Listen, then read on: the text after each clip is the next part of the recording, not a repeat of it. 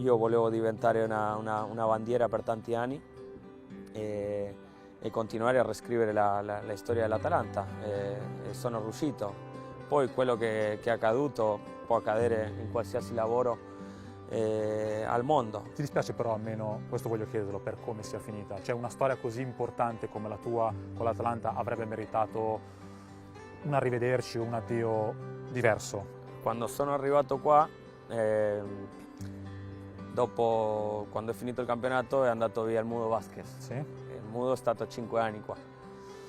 Il Mudo non ha rinnovato il contratto, se n'è andato libero. E qua le hanno fatto,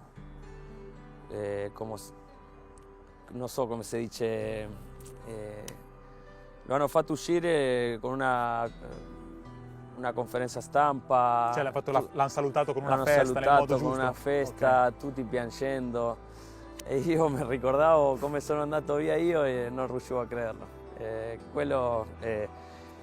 mi mettevo a piangere io perché io mi immaginavo nel posto del Mudo A Bergamo. a Bergamo. Certo. Non sono riuscito, allora sono dovuto andare via così. Vabbè, a volte la vita è così e va bene, ma comunque non sono pentito da niente, perché penso di aver sempre stato una persona onesta, una persona sincera con tutti e sono una persona che ti parlo in faccia, ti dico le cose in faccia, e allora almeno sono andato via A testa guardando alta, a testa alta. esatto. Sì. Quello che mi hanno dato i tifosi bergamaschi in 7 anni non me l'ha dato nessuno, la verità, perché sono stati tanti anni, tante battaglie insieme, tante partite in casa, in trasferta.